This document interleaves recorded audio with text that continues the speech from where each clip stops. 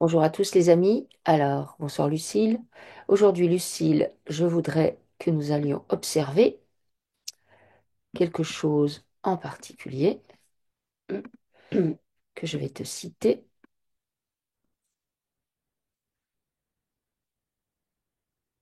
Alors, je vais te citer le thiopental quand je te parle de ça. Je vois les pictogrammes de mort. Quand tu vois le thiopental, pictogramme de mort. Oui. Ok. Donc, je vais te les citer, ils sont sur un tableau, je vais te les citer dans un ordre. Ensuite, le propofol.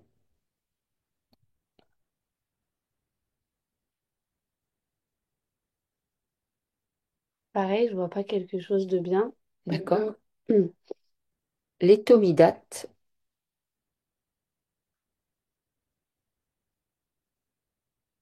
vois un poison. Mhm. La kétamine. Je vois une drogue. D'accord? Le protoxyde d'azote.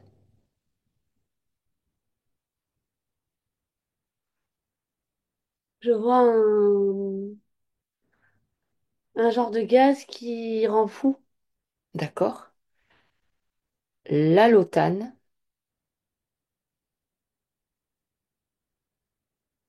Pareil, ça tue. D'accord? Le desflurane. Ça a un impact sur le cerveau. D'accord? Mm. Le sévoflurane.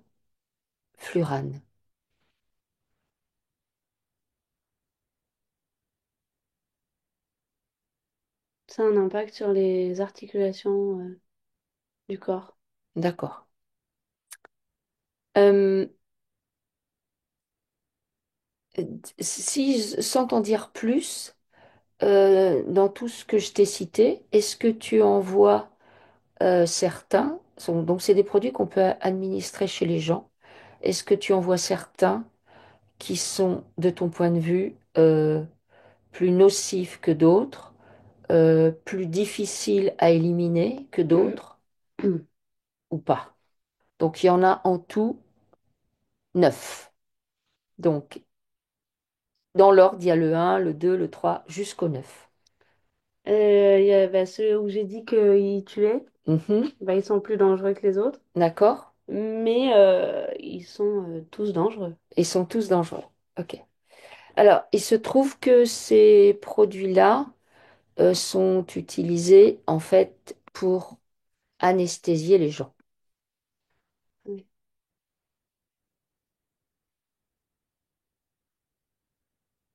C'est sacrément dangereux. C'est sacrément dangereux. Mhm. Alors, il y en a qui sont par inhalation, comme le protoxyde d'azote, l'allotane, l'isoflurane. Et il y en a qui sont par intraveineuse, le thiopental, l'étomidate et le propofol. Je vois ceux qui sont par intraveineuse ont un impact sur tout le corps, Mhm, mais ça va être plus les vaisseaux sanguins, mais même les tendons, les articulations et tout. mhm. Et les autres vont avoir un impact plus sur le cerveau. Ce par inhalation? Oui. D'accord. Quand tu entends un impact sur le cerveau, euh, qu'est-ce qui est, parce que c'est normal que ça ait un impact puisque c'est fait pour anesthésier les gens. Donc l'anesthésie, en fait, l'idée, c'est de placer la personne dans une espèce d'état de coma. Donc c'est normal que ça ait un impact. Mhm. Donc est-ce que ça fait, donc si on se penche juste pour l'instant là, ceux qui sont par inhalation. Donc est-ce que ça a un impact pour ce à quoi ça sert, c'est-à-dire pour l'endormissement, pour l'anesthésie elle-même, pour que la personne soit en une espèce de coma, ou est-ce que ça a un impact après, euh, sur du court, moyen ou long terme? Moi, ce que je vois, c'est qu'ils auraient besoin d'un seul produit en fait pour mettre en anesthésie générale? Pas d'autant de produits. Alors, a priori, ils les prennent pas tous quand même, mais disons ils font ils font d'abord le gaz, il me semble, et ensuite l'intraveineuse. Ok. Donc, Moi, je vois un impact au-delà de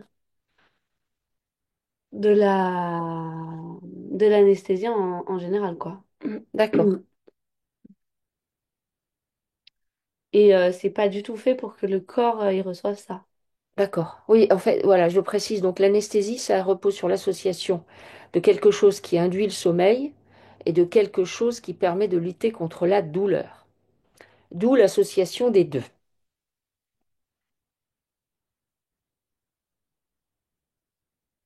Mais si tu dors, t'as pas mal? Si tu dors, t'as pas mal? Bah non. Euh, alors, observe bien ça parce que donc, ils endorment les gens, mais peut-être que la douleur peut les réveiller. Vu comment ils sont endormis, non. De ton point de vue, non? Mhm. Ok. Alors, du coup, pourquoi euh, euh, on en associe plusieurs dans ce cas? Parce que c'est une manière de mettre des trucs mauvais dans le corps. D'accord? Euh, Oui, en fait, ce que je vois, c'est que, ils administrent quelque chose qui n'est pas bon du tout pour le corps, D'accord. mais qui n'est pas indispensable à leur anesthésie. D'accord. Parce qu'effectivement, quand je regarde, tu vois, par exemple, ils peuvent administrer l'idocaïne avant le propofol. Parce que, soi-disant, ça permet de limiter la sensation de brûlure euh, que celui-ci peut provoquer. Celui qui t'endort, Oui. qui ne fait pas du tout de sensation de brûlure. De ton point de vue? Ah, pas du tout, oui. Alors, Alors peut-être que il y en a qui vont ressentir quelque chose, mais de là à rajouter quelque chose de toxique, c'est exagéré. d'accord. Donc, de ton point de vue, en fait, on en met trop. Oui, Systématiquement, on en met trop. oui. Euh, le but, il est simplement d'envoyer des produits toxiques. Bah, en fait, pour moi, c'est à force de faire ça sur les gens, bah, ça devient un peu des légumes. C'est- tu veux dire que si on fait trop d'anesthésie générale, ça a un impact sur soi-même? Oui. De quelle ordre, du coup? Bah, beaucoup d'anesthésie générale, ça a un impact important.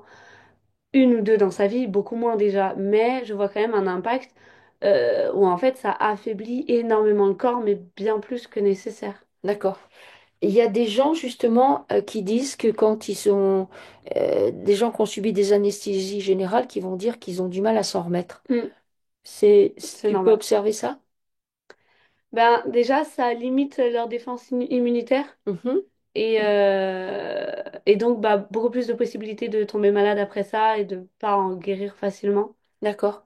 Et pourquoi ça baisse les défenses immunitaires? Est-ce que c'est parce que ça attaque les, je sais pas, les organes d'élimination ou Oui, c'est quoi? ça attaque tout ce qui va défendre, tout ce qui va s'occuper de défendre correctement ton corps. Ok. Euh, donc les reins, ça les touche? Mhm. Ok. Le foie, ça le touche? Oui, Euh, le système lymphatique, ça le touche? oui. Ok.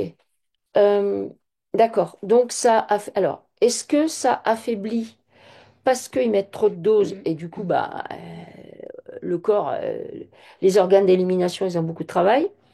Ou est-ce que ça affaiblit euh, parce qu'ils mettent des produits dedans qui affaiblissent? Ou bien les deux? Bah voilà, c'est les deux. En fait, moi, je vois que leur but, c'est vraiment de rendre les gens inefficaces et fatigués, épuisés, euh, que ce soit beaucoup plus facile de les contrôler, en fait. D'accord.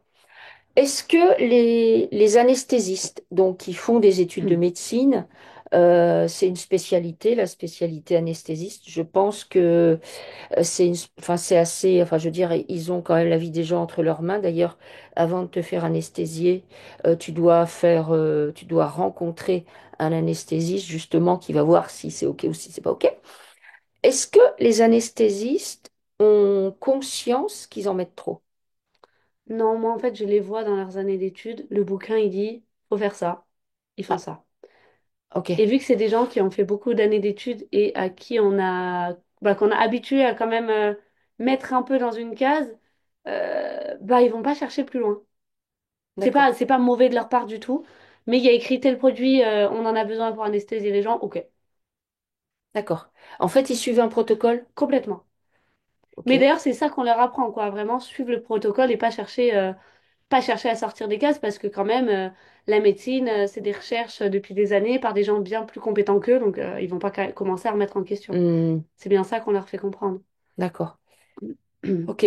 Dans certaines cliniques, mais très peu en fait, il semblerait qu'on puisse utiliser l'hypnose. Enfin, c'est pas il semblerait, ça existe quoi. C'est assez peu vulgarisé, puisque je connais quelqu'un qui voulait se faire anesthésier par hypnose et il n'a pas trouvé. On l'a renvoyé dans ses buts en fait. Mhm. Alors, si tu observes euh, une anesthésie générale, est-ce que c'est possible via l'hypnose? Oui, OK? et ça a beaucoup moins d'impact. Ça a beaucoup moins d'impact? C'est après tu en ressors normal en fait. OK. T'as beaucoup moins Donc, de séquelles. d'accord. Donc, il y a des Mhm. cliniques qui le proposent. Euh, Pourquoi c'est si peu vulgarisé? Ouais, parce que c'est tout leur intérêt. Alors, je comprends que ce soit tout leur intérêt, mais il y a des cliniques où ils le proposent quand même. Alors, qu'est-ce qui fait qu'il y a des gens dans le médical qui se disent quand même, ah tiens, je vais faire appel à l'hypnose? Est-ce qu'ils sont sortis de leur livre? Il leur est arrivé quoi? Essaie de te pencher sur une clinique où on pratique l'hypnose.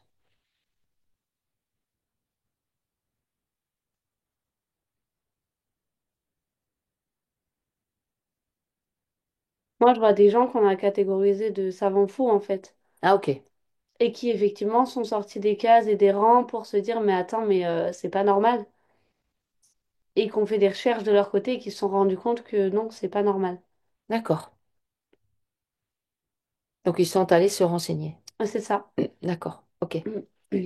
Et ok, donc du coup ça explique que finalement il y en ait si peu. Puis en plus, vu que les gens vont par principe vers la facilité, globalement, et donc et puis se doute pas que l'anesthésie générale a un tel impact, du coup, personne n'a à s'inquiéter de l'hypnose, quoi. Hmm, d'accord. Mm. Euh,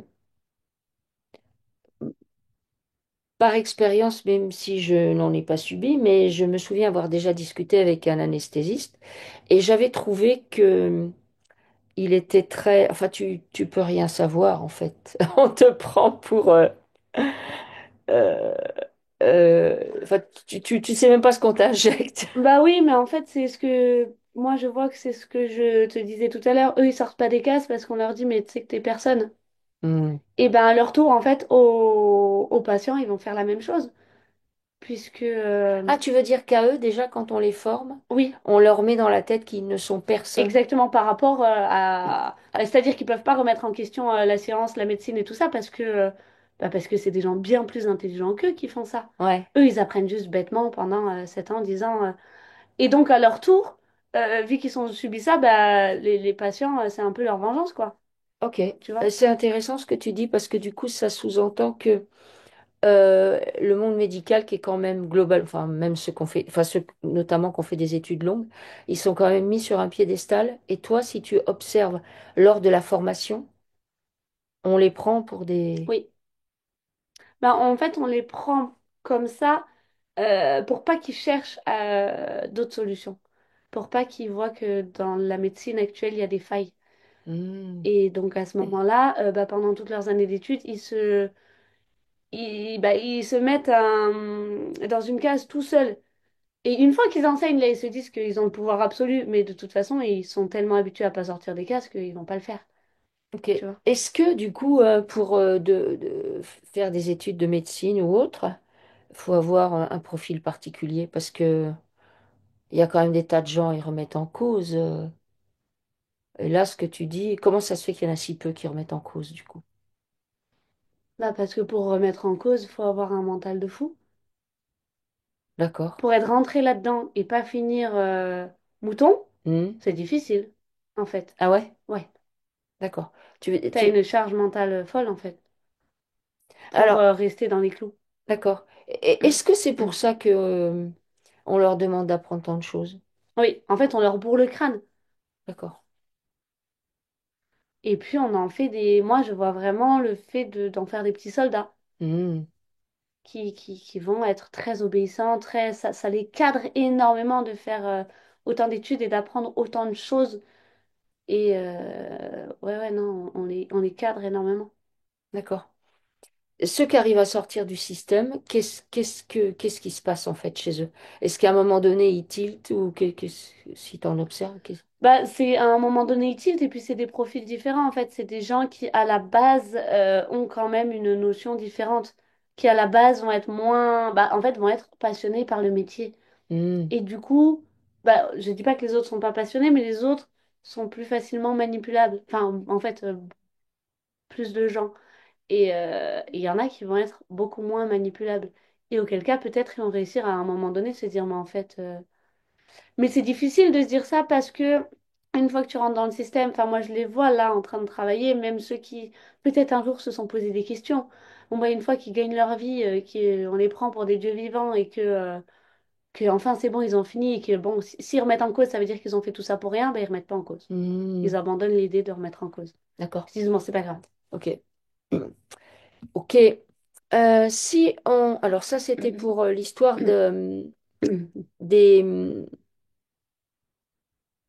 anesthésiques globaux, mais il y a aussi des anesthésiques locaux, notamment ceux utilisés en dentisterie. Comment tu les vois, ceux-là?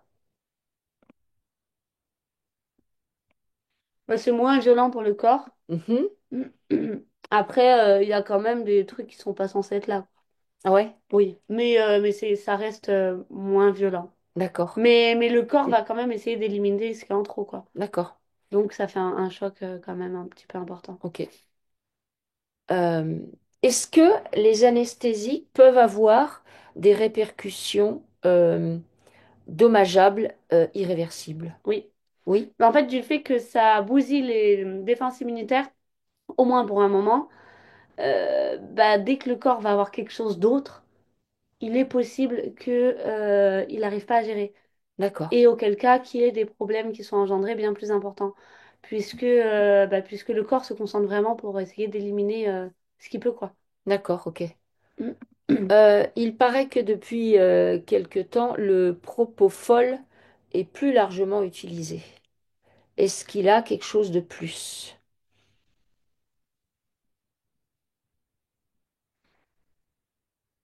Je vois qu'il congèle, enfin, ce que je vois, mais ça congèle tous les organes vitaux de manière à fonctionner au ralenti. Hmm, d'accord, Donc, du coup, moins pratique, quoi. ok.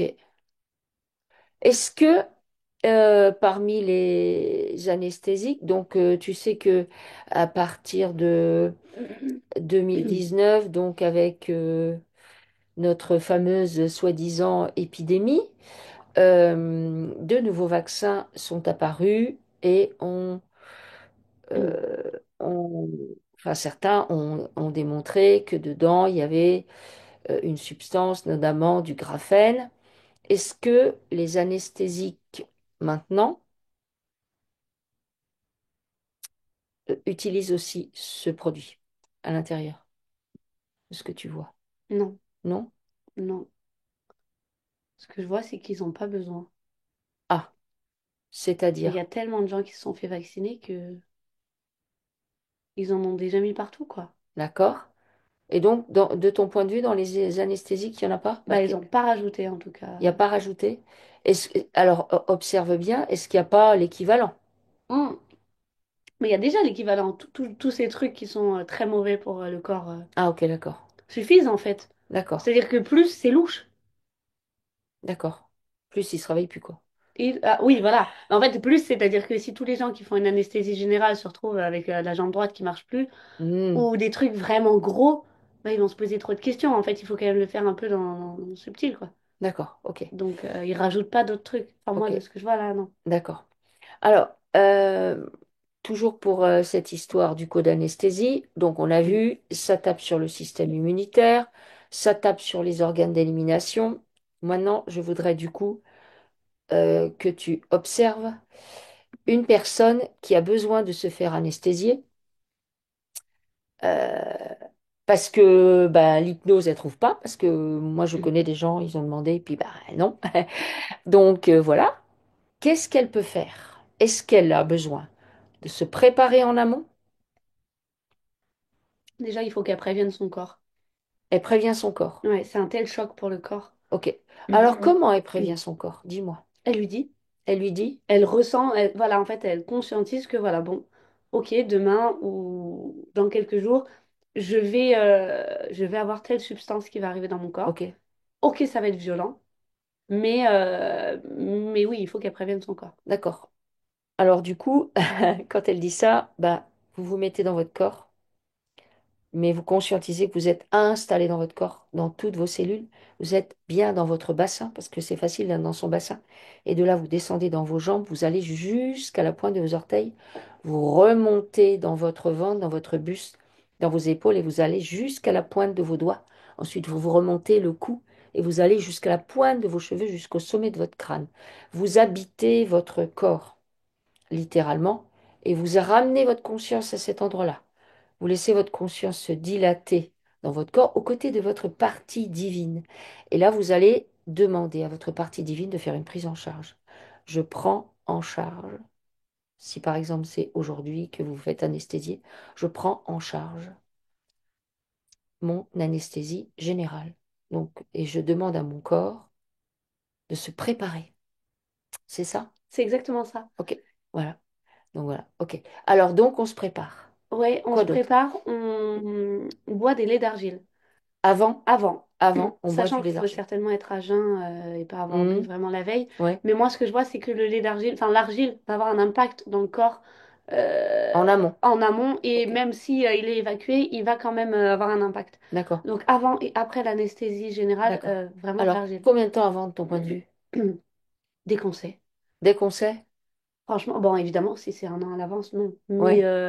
Mais même si c'est 3 semaines à l'avance, franchement, oui. Ok. On prépare le corps avec lait d'argile.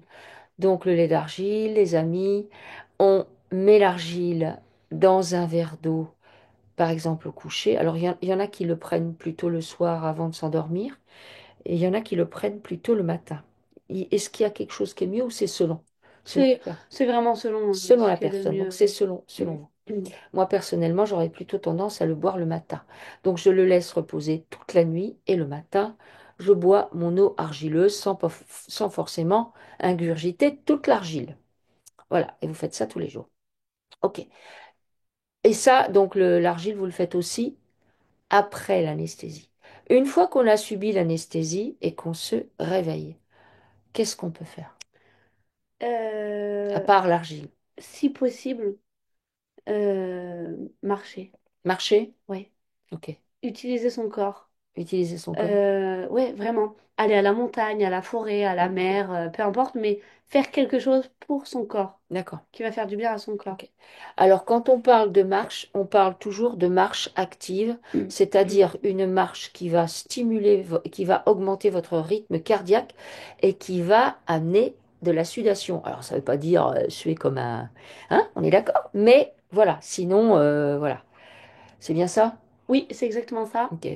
On peut faire bain très très chaud Bain très chaud? avec gros sel et lavande. Ok. Bain très chaud avec gros sel et lavande. Et là, c'est pareil. Donc, c'est les bains hyperthermiques qui, vous prenez votre bain, vous augmentez la température au plus chaud. Ça, c'est des techniques naturelles, hein, en fait. Donc, vous augmentez la température au plus chaud, donc avec votre gros sel et votre lavande. Évidemment, si vous avez peur que ça tourne la tête, vous gardez à vos côtés une bassine d'eau froide avec un linge pour vous mettre ça sur le front si besoin est. Ensuite, vous sortez de votre bain, vous allez vous allonger et vous vous enveloppez pour continuer à suer. Voilà, parce que la sudation, c'est très important et c'est vrai que l'organe peau est un excellent organe en fait pour éliminer les toxines. Autre chose? Mais en fait, je vois vraiment tout ce qui peut aider le corps, voilà, se masser, faire un sauna. Vu que tout le reste du temps, le corps prend tout en charge, là, il faut savoir qu'il est entre guillemets au plus bas et c'est à nous de nous en occuper vraiment. Mhm. Ok, Et en conscience. voilà. Et le sauna, bah, c'est pareil, ça, tout ça, ça stimule les glandes sudoripares et sébacées. Moi, j'ajouterais que pour parfaire le travail de votre peau, vous pouvez aussi utiliser le gant de crin pour bah, la stimuler tout simplement et permettre de plus grandes éliminations. T'as autre chose à ajouter là-dessus? Non, c'est pas mal. Bon, voilà les amis, c'était pour répondre ben, à plusieurs personnes qui avaient demandé à ce qu'on fasse une enquête sur l'anesthésie en général. Ben, j'espère que ça vous a plu. N'hésitez pas ben, à tester, à essayer. Et puis, si vous aimez nos vidéos, ben, vous pouvez liker, commenter, pourquoi pas partager et vous abonner. On vous dit à très bientôt. Au revoir.